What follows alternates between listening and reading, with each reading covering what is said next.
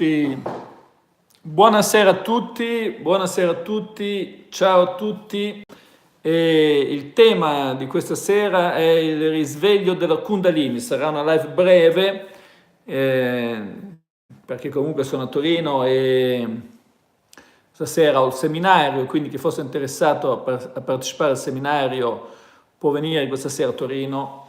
Corso Trento 13 presso l'Educatore della Provvidenza. Comunque nel frattempo io voglio fare questa live sul risveglio della Kundalini, perché ho parlato spesso della Kundalini ma poi alla fine non si è mai capito esattamente bene di cosa si tratta. Intanto saluto le persone che si stanno collegando, ciao a tutti. Questa sera live torinese, una live breve, che ora sono? Diventa le 8 di una ventina di minuti. E allora, in questa live, quindi voglio parlare della Kundalini. La Kundalini è una forma di energia, potremmo dire che è la cristallizzazione dell'energia universale che vive dentro di noi. La Kundalini la teniamo nel frigo a Torino, e lì nel frigo a Torino. No, invece la Kundalini, Santo Domingo, Rosa Angela a Santo Domingo sta sicuramente meglio. Mad Hatter, dopo passo al seminario, Massimo Colt, bene Massimo. Stefania Ilardi, benissimo. Allora, vediamo un attimino di parlare quindi della Kundalini. Allora, buonasera a Tania Grandi. La Kundalini è comunque una forma di energia. Noi siamo in realtà energia. Kundalini significa serpente. Kundalini è un serpente. Infatti è rappresentato simbolicamente come un serpente arrotolato. E praticamente rappresenta l'energia individuale che può collegarsi, se risvegliata, all'energia universale. Salutiamo anche Tania Grandi, 1,12 centimetri coi tacchi da 12. Allora, la Kundalini, quindi, perché si dice che è un'energia che deve essere risvegliata? Perché normalmente noi non utilizziamo questa energia, ma è come se, per fare un esempio, quando uno respira, se ha una respirazione non diaframmatica, il Kundalini Yoga per tanto tempo, brava Federica Mandi. Il Kundalini Yoga è uno yoga appunto che serve per risvegliare energeticamente la Kundalini. Quindi, perché la Kundalini e non il Kundalini? Perché è un'energia, come tutte le forme di energia, è femminile, l'energia è femmina, diciamo così.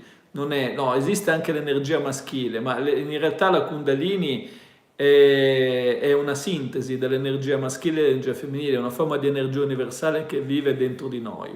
Però è interessante riuscire a rendersi conto che esiste, perché se no resta soltanto un qualcosa di teorico.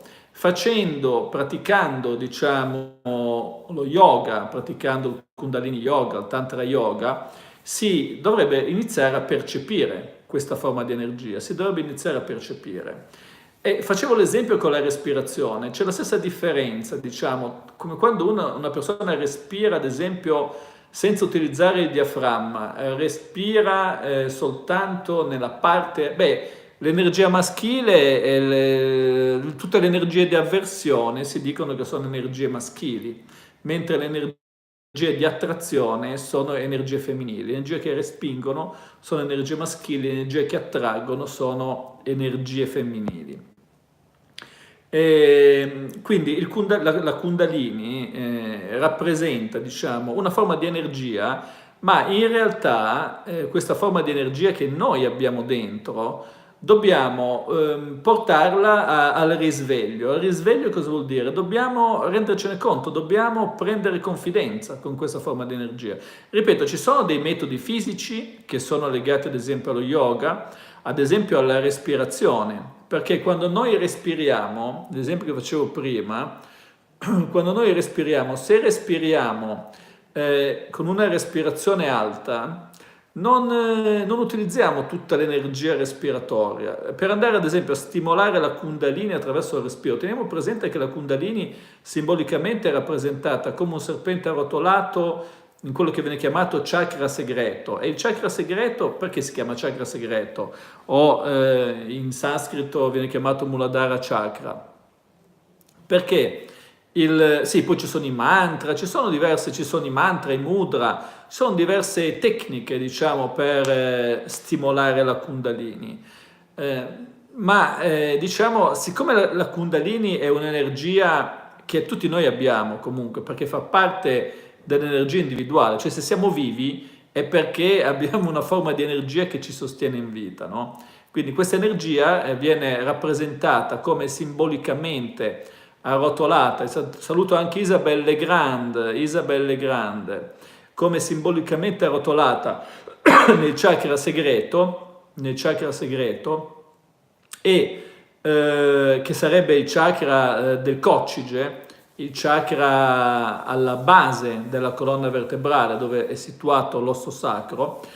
E noi abbiamo la possibilità, diciamo, di risvegliarla, tra virgolette. Risvegliarla cosa vuol dire? Vuol dire attivarla, vuol dire avere più forza, perché nel momento in cui la Kundalini si risveglia, noi attingiamo alle potenti energie della Terra, perché l'essere umano, diciamo, l'essere umano è una forma ponte tra il mondo materiale e il mondo trascendente, tra il mondo di sotto e il mondo di sopra. Noi siamo una forma ponte e abbiamo proprio la possibilità quindi di utilizzare l'energia della Terra come se fosse un trampolino di lancio per saltare in alto. Ecco, si può pensare all'energia della Terra, l'energia che abbiamo noi, come una sorta di trampolino che ci può dare una spinta per saltare verso l'alto, una spinta per raggiungere nuovi livelli. Il fatto che magari i termini non si capiscono, però il termine Kundalini è energia vitale fondamentalmente, quindi l'energia vitale poi normalmente si manifesta attraverso o la sessualità o l'aggressività, sono le due forme, diciamo, in cui si può manifestare, no? In cui si può manifestare l'energia sessuale, o attraverso l'aggressività o attraverso la spinta sessuale. Ma in realtà la Kundalini è energia di vivere e quindi noi possiamo rappresentarla anche come, possiamo dire, voglia di vivere. La nostra Malgashona Alessandra Casara, l'energia della Kundalini può essere rappresentata come voglia di vivere, come voglia di... Sono a Torino, Alessandra, a Torino, nella casa di Torino. Sono nella casa di Torino perché stasera ho il corso e dopo me ne ritorno... Sì, nella casa di Torino, di solito sono a Savona, adesso sono ho una casa a Torino e sono lì, diciamo. Però stasera me ne torno indietro. Nel frigo, la Kundalini, il frigo è vuotissimo, non c'è niente, qua non ci sono mai. Una volta abitavo qua più stabilmente, diciamo, però adesso non ci sono, cioè vengo soltanto al venerdì così. Allora, per il corso e basta, stasera non mi fermerò neanche, ritornerò giù a Savona, non ho voglia di fermarmi a dormire qua. E comunque, tornando al discorso precedente, noi dobbiamo avere la forza di riabilitare, diciamo, la Kundalini, dobbiamo avere la forza di riabilitare la Kundalini. Cosa vuol dire riabilitare la Kundalini? Vuol dire riappropriarci dell'energia di vita. Facendo un altro esempio, se una persona si sente depressa, se una persona si sente, diciamo, stanca, se una persona si sente apatica, vuol dire che la Kundalini non ce l'ha risvegliata, ce l'ha molto addormentata, perché la Kundalini è proprio l'energia vitale. Se invece sta Kundalini, diciamo così, si risveglia eccessivamente e il risveglio è non gestito, perché noi non riusciamo a gestirlo praticamente, cosa succede? Succede che la stessa energia diventa iperattività. Sono persone che non sanno, hanno molta forza, ma non sanno come utilizzarle, come una Ferrari, diciamo così, che slitta sul ghiaccio, quindi non riusciamo a utilizzare l'energia. Ora, il risveglio della Kundalini deve essere quindi un qualcosa di graduale. Come diceva la nostra amica, la figlia della Malgasciona, la nostra amica Federica, che ha praticato il Kundalini Yoga, ci sono tante tecniche per risvegliare la Kundalini. Ci sono tecniche di posizione, delle asana nello yoga, ma ci sono anche la recitazione di mantra. I mantra sono dei suoni di potenza. Perché sono suoni di potenza i mantra?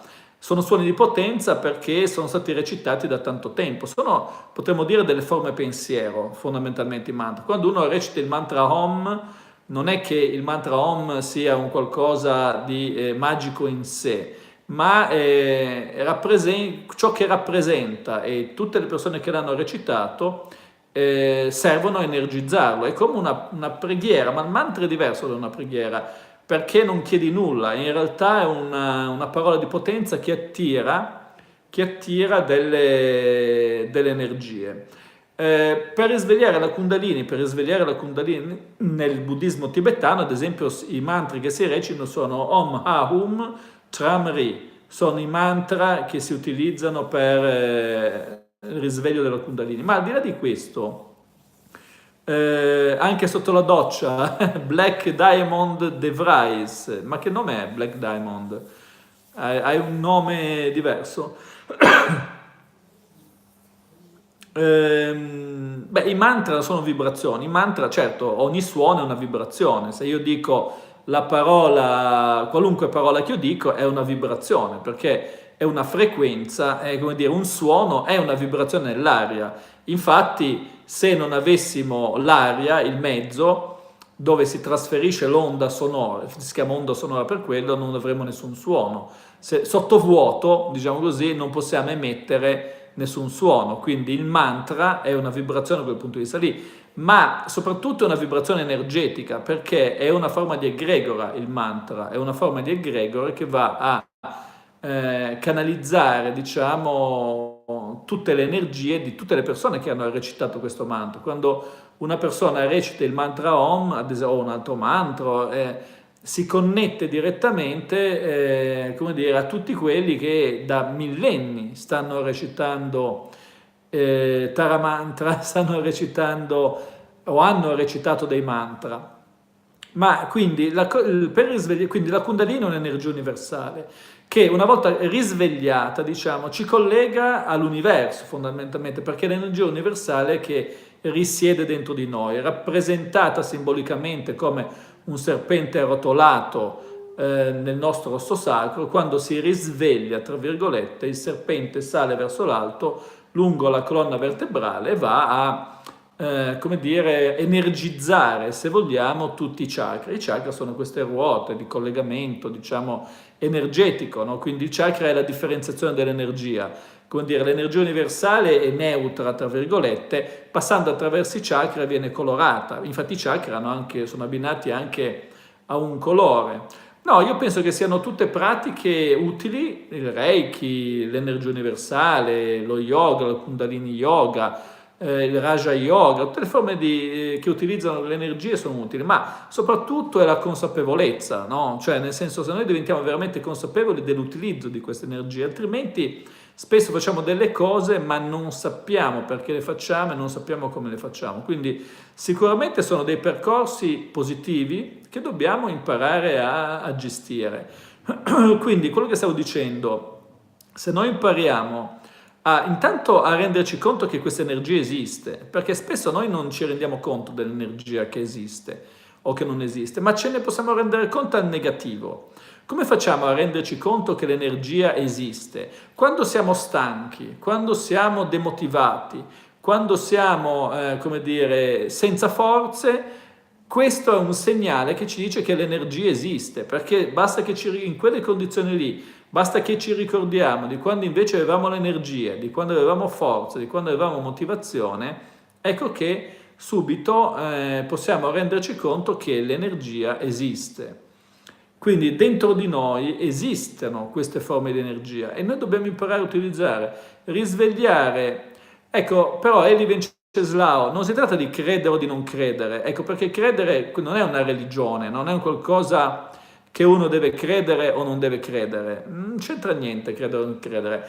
Uno può dire è una cosa psicologica, secondo me non è una cosa psicologica, perché noi siamo energia, cioè il fatto che io faccio questo rumore qua e sembra che ci sia un contatto, ma in realtà non c'è nessun contatto. Quando io batto le mani non c'è nessun contatto tra le mie mani.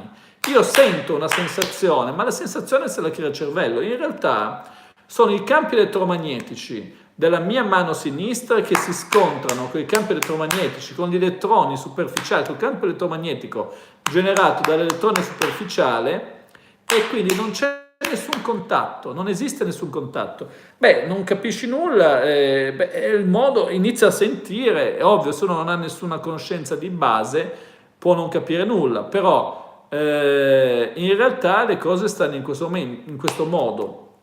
Noi siamo energia, si sente pure l'eco, ma noi siamo, ripeto, il contatto, l'eco è semplicemente un movimento dell'aria che arriva. Noi siamo veramente energia, ma per renderci conto del fatto che siamo energia possiamo rendercene conto, ad esempio, quando siamo stanchi, quando siamo demotivati, quando non abbiamo forze, e allora viene naturale dire siamo privi di energie. Sì, sono a Torino, Giugolina, sono a Torino, stasera ho corso. Infatti vede che non c'è il gatto, qua è un'altra location e tra 5 minuti vi saluto, però, perché vado comunque al corso, però la cosa che volevo dirvi, beh, su internet trovi tanti testi sulla Kundalini, ma la cosa che volevo dirvi, la cosa principale è l'energia dentro di noi c'è, ma dobbiamo imparare a sperimentarla, dobbiamo imparare a renderci conto che esiste. Quindi il suggerimento che posso, ad esempio, l'energia sessuale è figlia della Kundalini. Quando la Kundalini si risveglia, diciamo, nel chakra radice, nel chakra dove si trova, quella è la sessualità. Tutte le forme di motivazione sono energia che noi possiamo utilizzare. Il gatto nel frigo non c'è, che noi possiamo utilizzare. Però il messaggio che voglio far passare in questa live, che adesso devo concludere, è quello di Tania Grandi, è quello di iniziare a pensare a noi stessi non tanto come esseri materiali, ma come esseri energetici, e iniziare a sentire che l'energia a disposizione ce l'abbiamo, iniziare a percepirla, questa forma di energia, iniziare a toccarla con mano, iniziare a... Beh, la motivazione non è soltanto forza di volontà, la forza, quella che viene chiamata forza di volontà, è come si direziona, come noi, se io voglio direzionare la mente, ma è come dire il pilota, no? Che gira il volante e direziona, ma l'energia è il serbatoio, è la benzina che hai, e la benzina che hai è il motore. Salutiamo anche Alessandro Marco Papa, è l'energia che noi abbiamo dentro il motore. Quindi il messaggio che voglio far passare in questa breve live è quello di iniziare a sentire che noi non siamo fatti soltanto di materia, ma siamo fatti anche di qualcosa che trascende la materia stessa. E questa energia possiamo percepirla ad esempio quando siamo stanchi, e quando siete stanchi, vi suggerisco questo esercizio di chiudere gli occhi e di portare la vostra attenzione sull'osso sacro, alla base della colonna vertebrale, e immaginare che la vostra parte bassa, quindi della colonna vertebrale, dell'osso sacro, inizi a diventare una fonte di calore, come se ci fosse una palla di calore, di colore verde, che inizia a irradiare questo colore verde in tutto il nostro corpo, però partendo proprio dalla parte dell'osso sacro. Se noi riusciamo a immaginare, quindi chiudere gli occhi, portare l'attenzione, quello che diceva la nostra amica Federica del Kundalini Yoga, è proprio l'utilizzo di questa forma di energia, quindi percepirla quando siamo stanchi, quando siamo arrabbiati, quando siamo, diciamo, in una situazione negativa, oppure quando siamo in una situazione positiva. È semplicemente interessante chiudere gli occhi e portare la nostra attenzione alla base della colonna vertebrale, nell'osso sacro, immaginare che questa parte sia una parte pulsante, sia una parte viva. Il potere dell'immaginazione è molto forte, l'immaginare è veramente molto forte. È avere la magia dentro di sé, immaginare, avere la forza dentro di sé. Immaginare, imago me agere, immaginare la magia che agisce dentro di me. Quindi noi possiamo portare semplicemente l'attenzione. Potete provare, ma uno può portare l'attenzione dove vuole. Se io porto l'attenzione in questo momento sul mio palmo sinistro e tutta la mia attenzione va sul mio palmo sinistro, posso renderlo più caldo, più freddo. Provate a capire come la vostra mente inizia ad agire sul corpo. Quando avete capito come la vostra mente inizia ad agire sul corpo, dove voi portate l'attenzione, dove voi focalizzate l'attenzione, potete ottenere dei risultati anche sulla cellula. Ecco, quindi portare l'attenzione. Beh sì, l'emozione è energia in movimento, l'energia esiste sempre, l'emozione è energia in movimento, voglio dire, l'energia nello stagno c'è, perché è energia potenziale dell'acqua. Quando butto la pietra nello stagno genero uno scompiglio, quella è l'emozione è energia in movimento, ma a livello potenziale noi siamo energia. Non servirebbe neanche l'emozione, noi siamo energia già a livello potenziale, quindi è importante riuscire a fare questo. Quindi l'esercizio di questa sera, e adesso vi saluto, è quello di portare l'attenzione su questa parte del nostro corpo, la parte del nostro corpo che, ripeto, è la base della colonna vertebrale, sull'osso sacro, sul perineo anche si può portare, quella zona tra l'ana e i genitali, in quella zona lì. Noi portando l'energia in quella zona e immaginare, imago me agere, significa immaginare, la magia agisce dentro di me, ricordatevi, immaginare significa imago me agere, la magia che agisce dentro di me. Quindi noi possiamo, tanto saluto Wonder Roby, iscrivetevi al canale di Wonder Roby.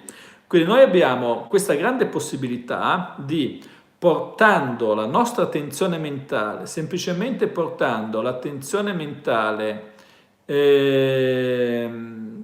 semplicemente di portare la nostra attenzione mentale sulla nostra parte più profonda, quindi sulla nostra, portando la nostra attenzione mentale su questa parte, quindi noi abbiamo la possibilità di iniziare a percepire questa energia, iniziare a percepire la Kundalini.